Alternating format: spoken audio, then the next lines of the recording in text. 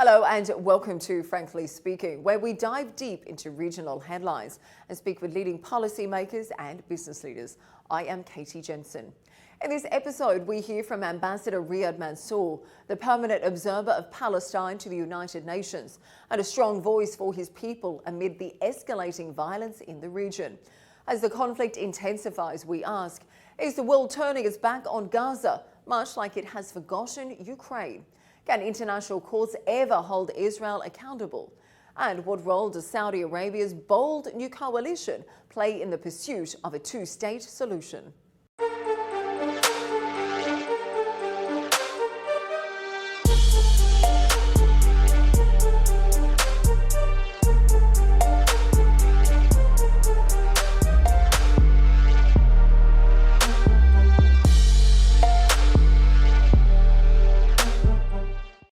Ambassador, thank you for joining us today on Frankly Speaking. Now, I want to start with the recent developments in the region. A year on from October 7, things seem to be getting only more complicated, particularly with the escalation in Lebanon.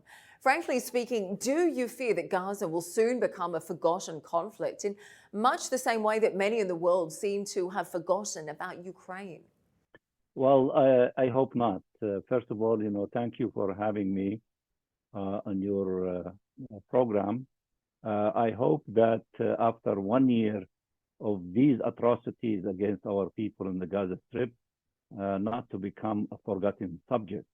In the contrary, we have a momentum at the United Nations, and we hope that that momentum will be culminated in putting in place a ceasefire and the beginning of sending humanitarian assistance to the scale needed by our people in the Gaza Strip, and the process of allowing the people of Gaza to go back to the places where they were forced from, and to provide them with shelter, since winter is approaching.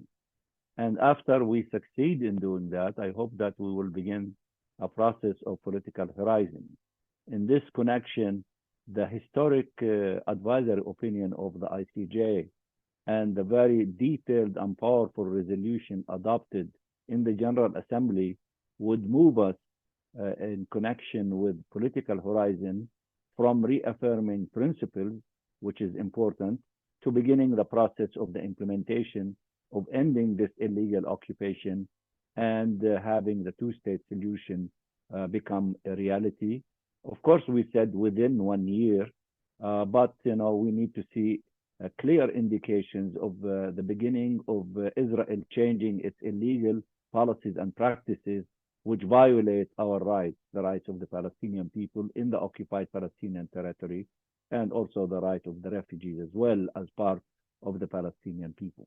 Well, some hugely ambitious goals there. And of course, one cannot compare Gaza to anywhere else in the world today, given the sheer amount of destruction and death. Now, in a recent statement, Saudi Foreign Minister Prince Faisal Al Fahad, he said that impunity has emboldened Israel to go on its rampage in Gaza as well as Lebanon.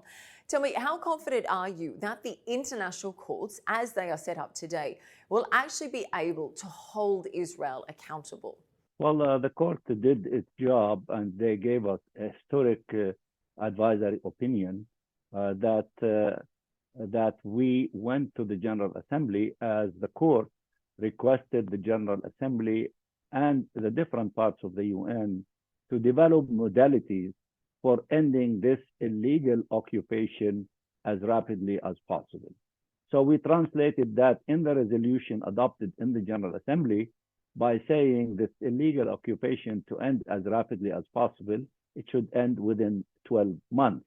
And then we put obligations based on that advisory opinion upon the UN and all of its parts and the national states, because there are many things that they could do. For example, those who provide weapons, they should stop sending weapons to embolden Israel and to allow it to continue with this illegal occupation and this, genocidal war against our people in Gaza, among other things.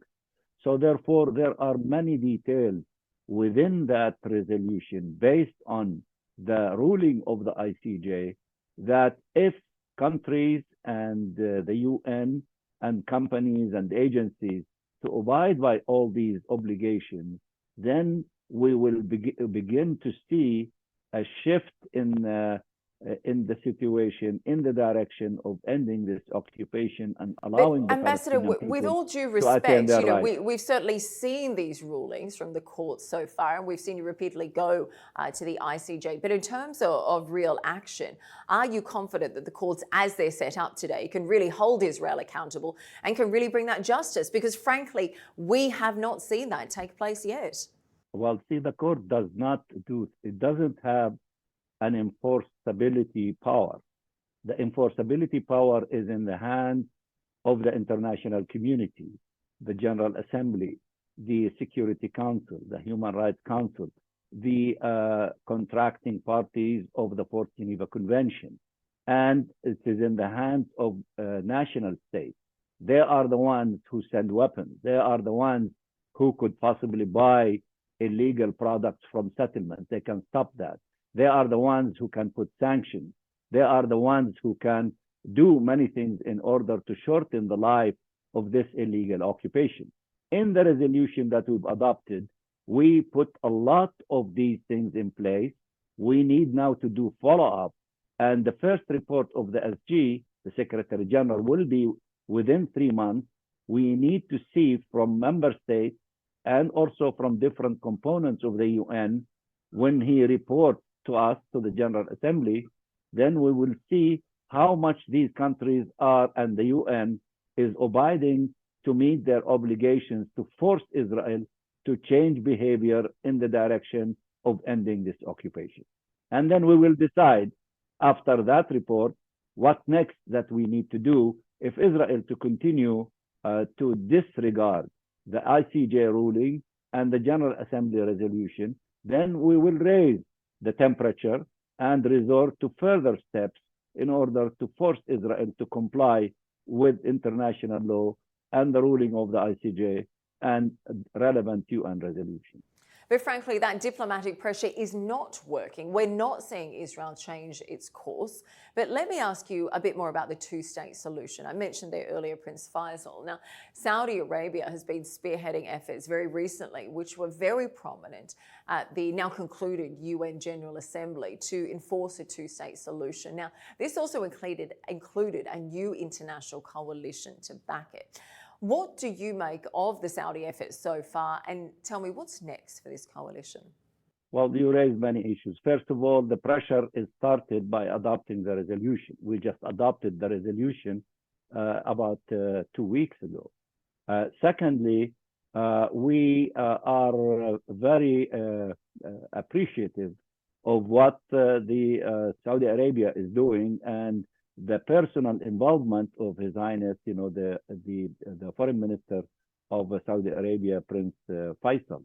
And, you know, the Prince, in all of his articulation, including in his press conference, announcing, you know, the formation of the International Alliance to implement the two-state solution, indicated that we need to implement the very important resolution of the General Assembly predicated on the historic ruling of the ICJ, which means that he realizes the importance of the details contained in that ruling. And if we succeed collectively in translating this ruling into the practical step that we are discussing as an action platform to force Israel to comply with the will of the international community, international law, and the ruling of the ICJ. In this connection, I think that we were pleasantly surprised when the committee, the ministerial committee of the Arabs and the OIC, led by the Foreign Minister of Saudi Arabia, and Borrell on behalf of the European Union and Norway, when they called for a meeting on the implementation of the two-state solution, about 90 countries participated, among them 90 foreign ministers. And in it, it was announced the formation of the international coalition for the implementation of the two-state solution. And it was announced in a press conference led by Prince Faisal, accompanied by other leaders such as Borrell and our Prime Minister, and the foreign minister of Norway. And the prince announced that there will be soon a conference in Riyadh in order to adopt the action plan for moving, in the direction of taking all the steps necessary in order to either convince or force Israel to comply with this wish that this occupation has to end, and it has to end soon, to allow for the birth of the two-state solution, which means the independence of the state of Palestine, because one has been in existence since 1948-49. The other one is under occupation, and it needs to be independent. It needs to be a full member in the United Nations to have parity, and then to deal with all of the details that would lead to the evacuation of the settlements and the settlers, and all of the manifestation of this illegal occupation to allow for seeing the two-state solution becoming a reality on the ground. I think we are in the initial stages of all these practical steps. And of course, Saudi Arabia has been pushing for the two-state solution for a long time now, and they've also been offering support in other ways.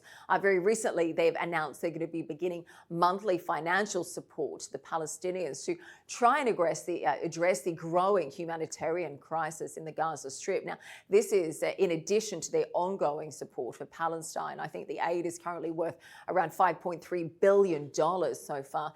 Tell me, what was your reaction when you first heard this news from Saudi, and why do you feel it's so important? Well, I was aware of the evolution of this very important step taken by Saudi Arabia, and I was aware of that step will take place because I was with the Prime Minister and with the President for about 1 week during the high-level meetings at the United Nations.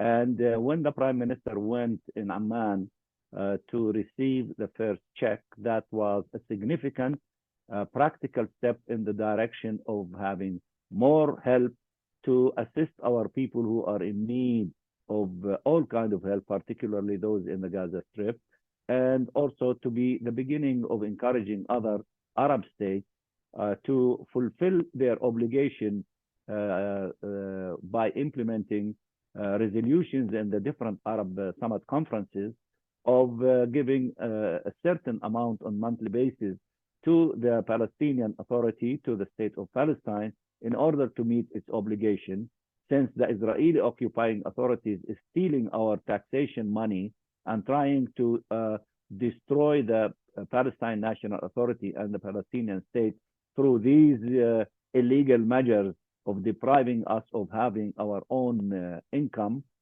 so that this step is a very significant step in showing that it is not up to Israel to decide the fate of the state of Palestine, the Palestinian people, and the Palestine National Authority. It is, the international community, the Arab brothers led by Saudi Arabia, and also by the Palestinian people themselves. So it is extremely significant. We hope to see more from other Arab countries, and it is also interconnected with the assistance from the European Union, which also started with a substantial amount of money as part and parcel of a bigger package in order, to help the Palestinian people and the Palestine National Authority and the state of Palestine to meet their obligation towards their people, particularly toward our people in the Gaza Strip. Okay, so clearly very much welcomed. Let me talk a little bit about the US role, because of course you're joining us today from New York City, where you're based. Tell me, what is your message to the US, who is applying tremendous pressure on Karim Khan and the ICC regarding the call for arrest warrants for Netanyahu? Tell me, do you also support an arrest warrant for the Hamas leader, Sinwar? Well, you see, we do not interfere in the work of these international legal systems. We honor them, we respect them, we are party to them, particularly to the ICC, because we are a state party to the ICC. Sure, but what's your position on it? When we joined, we said that we want you to come and investigate all crimes committed on our occupied land, and also in Israel. And whatever you need from us, we will honor and respect the position of the ICC and the judgment of the ICC, so that we cannot pick and choose that these decisions of the ICC, those who are trying to politicize the ICC, they pick certain subjects that they support if it is in their favor, and they reject other parts if it is not in their favor, and therefore they are trying to make the ICC a vehicle in what they want. The ICC is supposed to be blind, like all courts, that And they you feel should that's follow what the law America is doing and today? implement their decisions. And Ambassador, is that what you feel the US is doing today? The US is, unfortunately, they could have stopped this war long time ago. They could have mustered enough pressure on Israel more than 3 months ago, when President Biden made his announcement of the 3 stages of the dealing with the situation in Gaza, starting with a ceasefire. And a resolution was adopted, 2735. 14 countries voted in favor. Nobody voted against it. And we are still not seeing ceasefire in the Gaza Strip. And I believe that Netanyahu took the American leadership for a ride to drag them close to the election, and they are now more or less frozen, unable, the administration, to take significant decisions to stop this war. And he is, in essence, helping Trump to become the next president, and he will wait and see what the results will be after November 5th. In addition to that, he expanded the war into Lebanon, which we condemn, and we condemn this aggression against Lebanon, and it should be stopped immediately. And he created an environment to expand this war even further after what, with regard to Iran, because he wants to wreck the entire Middle East, if he can, in order to fulfill his selfish desire of remaining as Prime Minister of Israel and not going to jail, because he's facing 4 allegations of criminal activities that each one of them is enough to put him in jail. Something we talked about a lot on this program, certainly Netanyahu's desire to continue to stay in power and avoid those corruption charges. But let me ask you a little bit about Hamas, because the US and the EU, as well as several other member states, say that because what Hamas did on October 7, that those events effectively rule out any involvement from Hamas in a post-war Gaza. What's your response to that? Well, you see, my job here at the UN is to do everything possible, and I have been doing that along with all of my Arab brothers and Muslim brothers and all countries at the United Nations to stop this criminal war against our people in the Gaza Strip. I do not venture into internal politics. That is the job of the leadership in the Middle East. My job is to defend our people at the United Nations, to stop this war, and to work as hard as I can in order to implement the vision of the ICJ, and also to help the ICC to take practical steps in what they decided to do, and also to open a political horizon at the international arena of implementing the resolutions adopted by the United Nations. Okay, well, you won't comment on whether Hamas should or shouldn't be involved in a post-war Gaza, but tell me, what's your relationship like with your American counterpart? What do you tell her when she says things like, as she did recently, that the Palestinians have no place to have a 2-state solution? She doesn't say that the Palestinians do not have place not to have 2-state Well, she said they don't have what it takes to have a 2-state solution. Yes, but she is committed, and her administration, to 2-state solution. And in our conversation with her, those who are committed, and there is global consensus on the 2-state solution, you cannot stand still by reaffirming the principle. And when you see the Israeli occupying authority destroying the 2-state solution before our eyes, and you don't do anything, you have to do something. You have to stop the settlement enterprise, the illegal one, because it is illegal. You have to stop the annexation. You have to stop the denial of the Palestinian people their right to self-determination, and all the violations that Israel is committed. Because without these things, it becomes impossible to have two-state solution, which is in essence the independence of the state of Palestine. They are committed in generality to these principles, but they don't do things in practicality. And that is the differences between us and them. There is global consensus, I said, about the two-state solution, but we are not moving in the direction of implementing it. The resolution that we've adopted in the General Assembly based on the ICJ and the formation of the coalition, the global coalition, to implement the two-state solution led by Saudi Arabia, I think these are the beginning of turning the corner to begin the process of the implementation of this global consensus to end the occupation, to allow for the independence of the state of Palestine, and therefore to reach the moment of having two-state solution in reality on the ground. Okay, well, tell me, each time the Security Council has failed the Palestinians this year, you took the matter to the General Assembly. Now, the majority of nations there have shown unwavering support for Palestine. Now, the latest ICJ resolution you submitted has garnered overwhelming majority support. How confident are you that those member states that voted are actually going to implement those steps on the ground? And how confident are you that Israel will be forced to withdraw from the West Bank within the next 12 months? I live, in the United Nations 24 hours a day. I know the mood among my colleagues, the ambassadors representing all nations. I know the mood and the determination of the Secretary General. I meet and I see foreign ministers of different countries when they converge at the UN, as we did, just a few days ago. I see huge signs of hope that from the ashes of what is happening to our people, particularly in the Gaza Strip, and of course in Jerusalem and in the West Bank, I see there is a light of hope that this time, after we put an end to this war, that there will be a beginning of a political horizon and Israel will be forced, and it will continue to be isolated from almost all nations, including close friends to them. Now we need them to move in the direction of using the tools available to them to force Israel to change its policies and practices and to begin the process of ending this occupation and allowing for the independence of the state of Palestine, and therefore to make the two-state idea concretely a real thing on the ground. I am confident that this will happen. It happened with South Africa. It happened with all of the countries that went through the struggle of ending colonialism.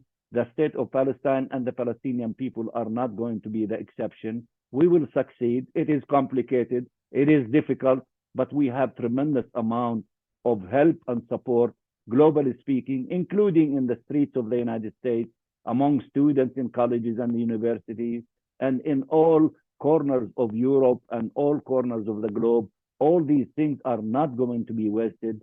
All of these things will lead to breaking the back of this occupation, ending it, and therefore allowing for the independence of the state of Palestine, with East Jerusalem as its capital, and therefore have the two-state solution become a reality. Well, clearly huge goals there, still a very far way to go. But let me pick up on what you said about isolation there, because the non-binding General Assembly agreements have shown that the US and Israel certainly are quite isolated on the world stage. But frankly, it feels like that isolation hasn't actually deterred Israel at all. Rather, to the contrary, Netanyahu seems to almost thrive on it. Wouldn't you agree? Well, it appears that way. And as Nelson Mandela said, and it was quoted even by President Biden in his speech at the UN, it is not over until it is over, until it is done. It looks very complicated.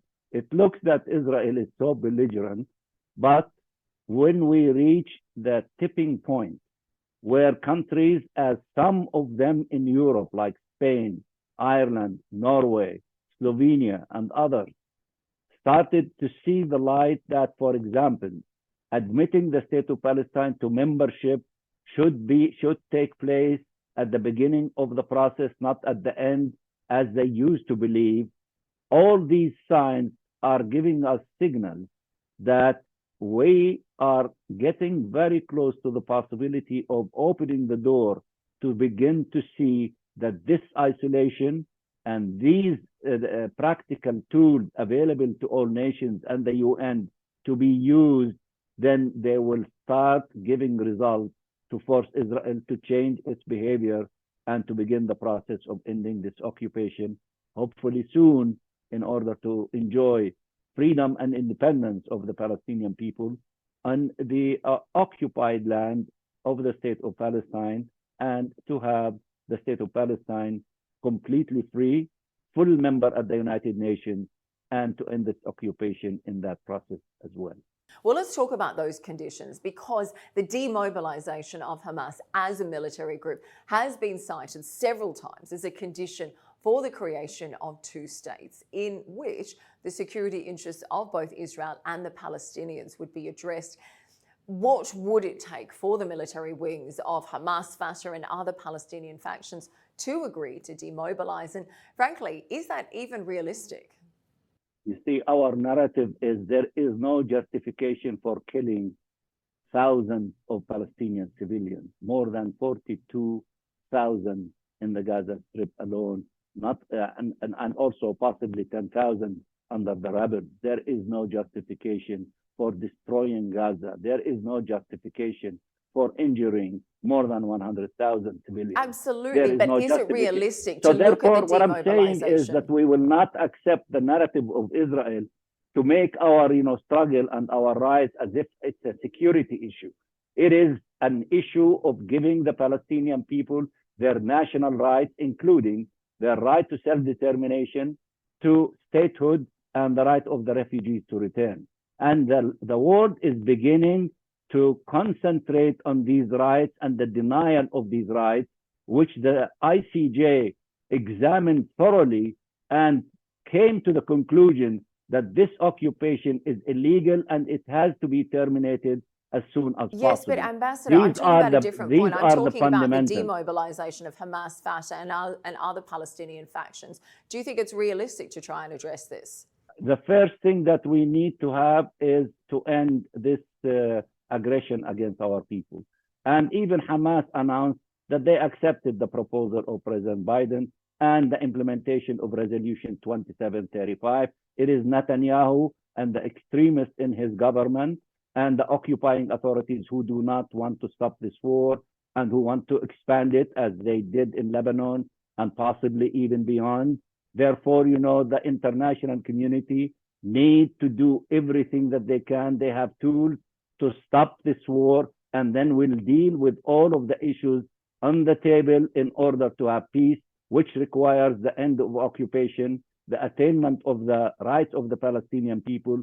When we have peace, we will not have extremists from everyone in order to allow the people to live in peace and harmony. We are not there yet. Okay, well, let's change direction. In a recent week or two, we've now seen a real escalation between Israel and Hezbollah. How, in your opinion, has the killing of Nasrallah changed the regional equation and the trajectory of the war in Lebanon? Well, I think that it is, you have to ask my Lebanese colleagues who are more qualified than me in order to address that issue. I am submerged in dealing with this aggression and brutality against our people in the occupied territory, especially in the Gaza Strip. And that is more than enough on my table and in my dishes before me in order to handle. So I am fully concentrating on that subject. I am not an analyst.